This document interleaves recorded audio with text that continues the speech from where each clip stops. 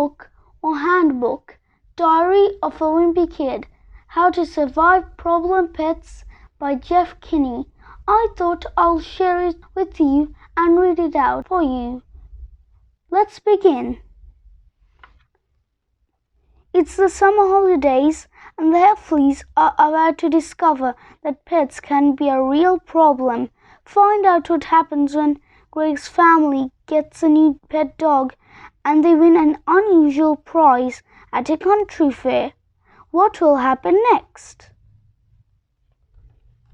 Sweetie from Dog Days, Sunday. Today Dad put a box on the floor and, believe it or not, there was a dog in there.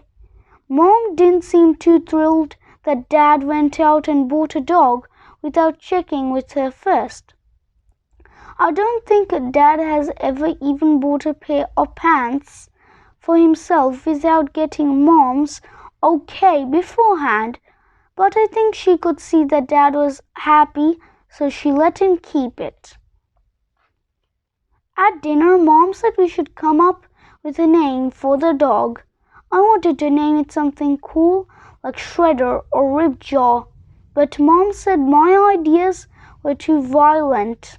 My brother Manny's ideas were a whole lot worse, though he wanted to name the dog an animal name like elephant or zebra, Zeeb for short. Roderick, my older brother, liked the animal name idea, and he said we should call the dog Turtle, Turd for short. Mom said we should call the dog Sweetheart.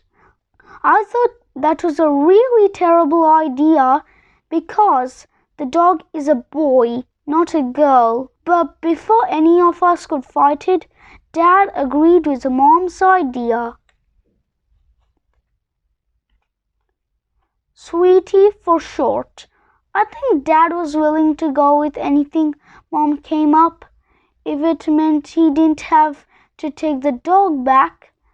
Dad told Roderick he should go to the mall to buy a ball and get the dog's name printed on it. And here's what Roderick came back with: Sweaty. I guess that's what you get when you send the worst speller in the family off to do your errands.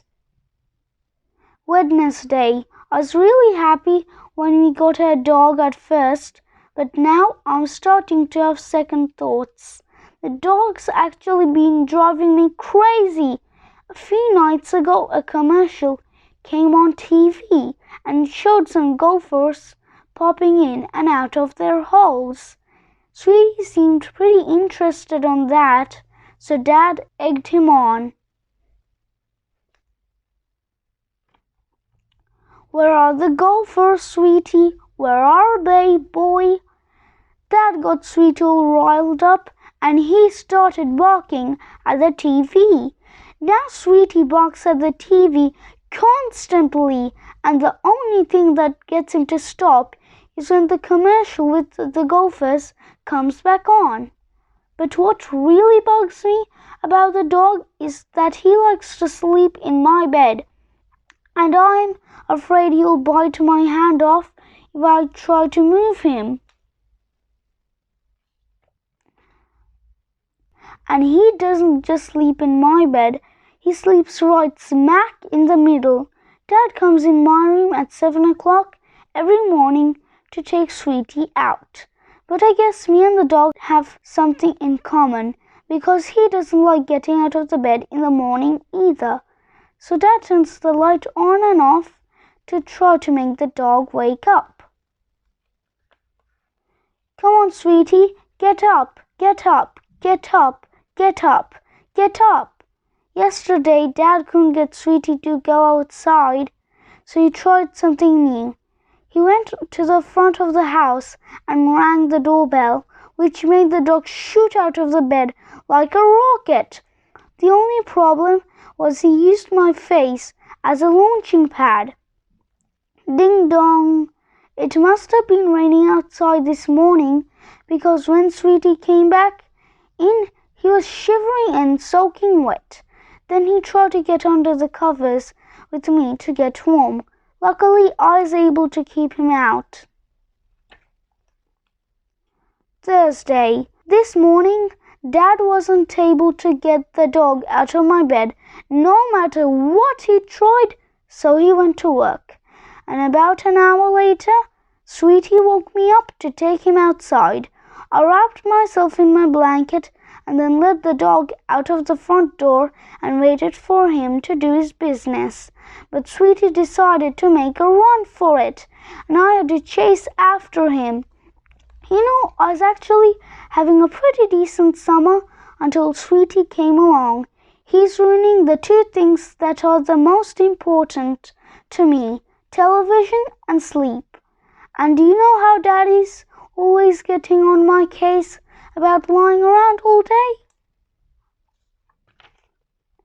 Well, Sweetie is twice as bad as me, but Dad's crazy about the dog. I don't think the feeling's mutual, though. Dad is always trying to get the dog to give him a kiss on the nose, but Sweetie won't do it. I can kind of understand why the dog doesn't like Dad. The only person Sweetie really likes is Mom, even though she barely pays him any attention. And I can tell that's starting to drive Dad a little nuts. Get down, Sweetie. I think Sweetie is just more of a ladies' man, so I guess that's something else we have in common. Saturday.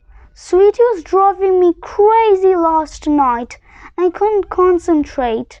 While I was trying to draw, the dog was sitting on my pillow licking his paws and his tail, and he was really getting into it. Whenever Sweetie does that, I have to remember to flip the pillow over when I got to bed. Last night I forgot, and when I lay down, I put my head right on the wet spot.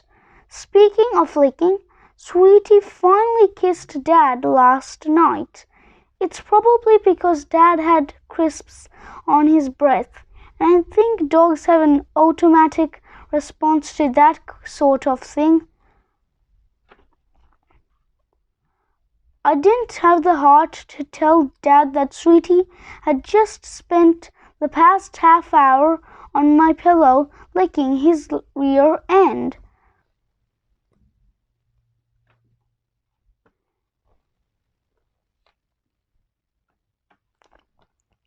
The prize pig from the long haul. Sunday. As I was walking around the country fair, I spotted the top of Mom's head in a crowd under one of the livestock tents. People were packed shoulder to shoulder, and I tried pushing my way through to get to where Mom was. But when I got halfway in, a big cheer went up. Hooray! Apparently, there was a contest to see who could come the closest to guessing the weight of a hog, and Manny got it exactly right. The prize for guessing the hog's weight was a real-life baby pig. Mom explained to the judge that they'd just entered the contest for fun and didn't actually want the pig. But the people in the crowd seemed kind of insulted and wouldn't take no for an answer. Luckily, by then, Mom seemed ready to get out of there, and we made our way to the exit. Dad was sitting in the van with the air conditioning cranked up, and when he saw Mom carrying a pig, he was a little taken by surprise. Mom filled Dad on how Manny won the pig in the contest, but he didn't seem too thrilled with the news. Dad said we had no business owning a pig and that we needed to take it back to the fair immediately. But Mom said it was too late because the pig had already imprinted on Manny. Dad still wasn't on board though. He said a pig is a barn animal and could be carrying all sorts of parasites and whatnot. But Mom said a lot of people keep pigs as pets, and she'd heard they're just as smart as dogs. Dad finally caved in and Mom said we needed to find a place for the pig in the van. The thing is, there wasn't anywhere to put in the van. We couldn't just let it roam free, and we couldn't exactly strap it in with a seat belt either. So, Mom emptied out the cooler and put the pig in there. Once that was settled, we finally pulled out of the parking lot.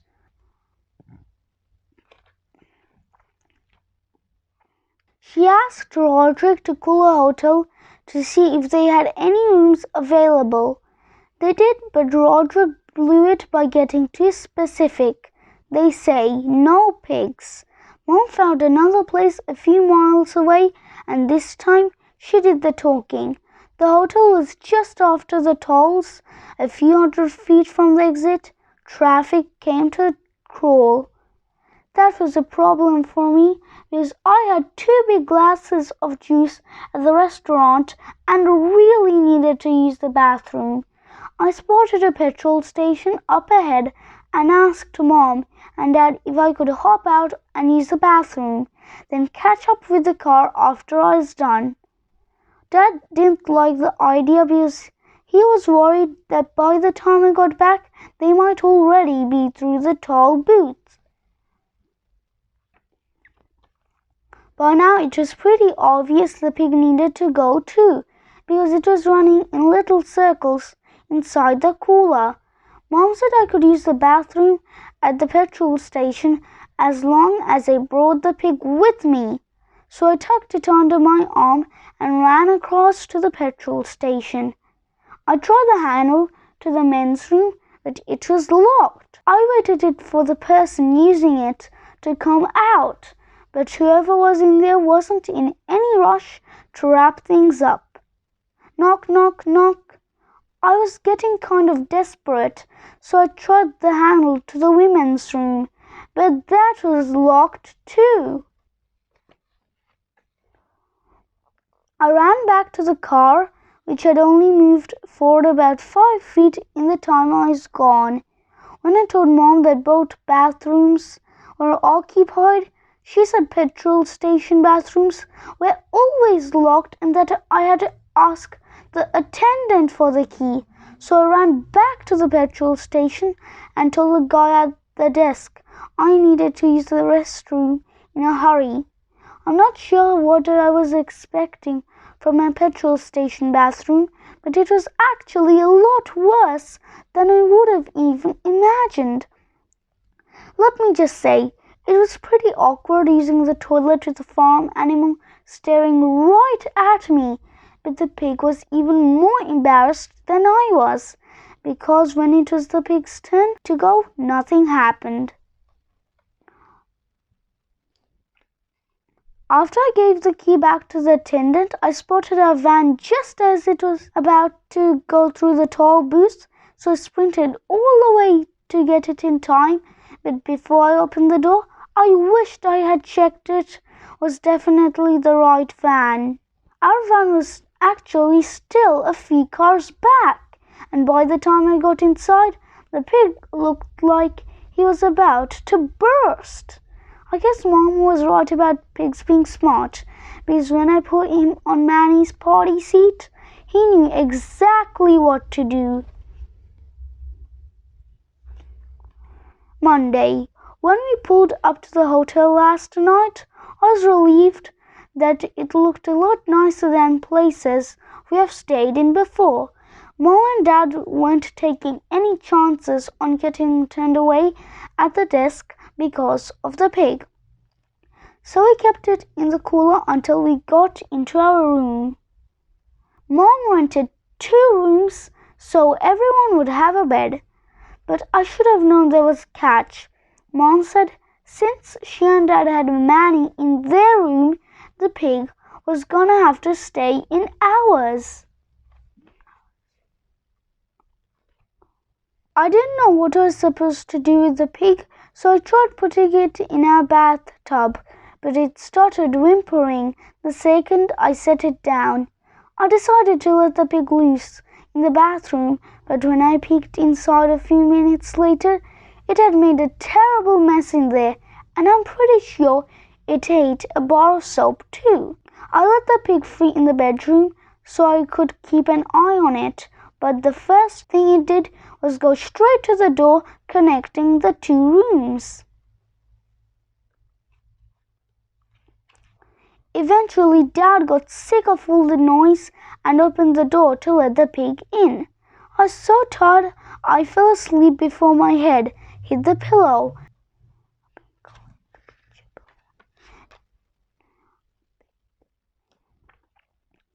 Pig mayhem from old school.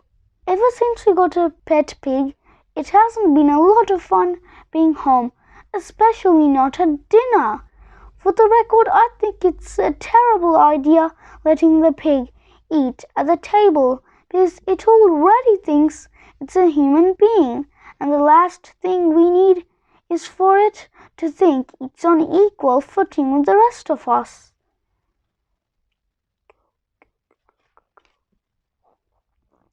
Right after we got the pig, Mom thought it would be fun to teach it some tricks, so she would give the pig a treat when it stood on its hind legs. Yay!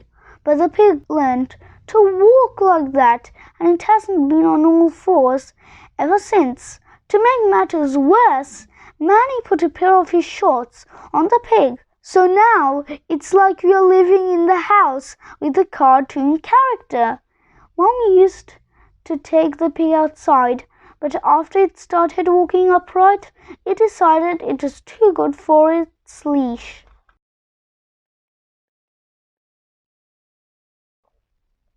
Mom was worried that if the pig ran off, we'd never find it, so she got a collar with one of those GPS tracking chips in it. But every time Mom put the collar on the pig within 5 minutes, it would be back off, and don't even ask me how the pig did that, since pigs don't even have thumbs.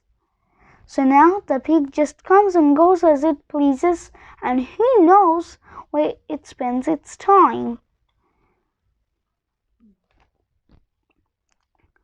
What really stinks is that I have a curfew, but the pig doesn't.